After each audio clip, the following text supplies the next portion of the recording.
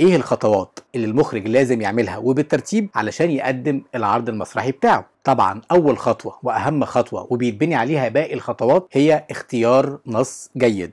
الخطوه دي انت لو اخدت وقتك فيها وما استعجلتش ونجحت فعلا في اختيار نص جيد، فانت كده قدرت تحط اساس متين للبناء بتاعك، تقدر بعد كده تبني عليه زي ما انت عايز، لانه الاساس المتين بيتحمل مهما كانت المباني تقيله او كتيره. مصادر اختيار النص الجيد متنوعه وكتير، بس اللي يدور: واحد، مسرحيات لكتاب عالميين او كتاب حتى محليين كبار ومشهورين، ودي بتلاقيها موجوده في كتب، والكتب موجوده في مكتبات ومتوفره دايما باستمرار، بس انت انزل ودور. تاني مصدر، مسرحيات لكتاب شباب، في شباب كتير مبدعين واسلوبهم مميز جدا في الكتابه، وانت لو سالت ودورت هتلاقي منهم كتير قوي. المصدر الثالث هو الروايات او القصص العالميه او المحليه اللي ينفع تتحول لنص مسرحي، ساعتها ممكن نديها لحد يعمل لها معالجه مسرحيه ويحولها لنا، او لو احنا عندنا الملكه دي نقدر نعمل احنا ده بنفسنا. رابع مصدر، لو انت عندك فكره كويسه ومتحمس لها، تقدر تاخد الفكره دي وتروح لاحد الكتاب يكتبها لك، او لو انت عندك موهبه التاليف ودرست فن كتابه المسرحيه تقدر تكتبها بنفسك، بس بشرط يكون عندك ملكه الكتابه وتكون اتعلمت فن كتابه المسرحيه.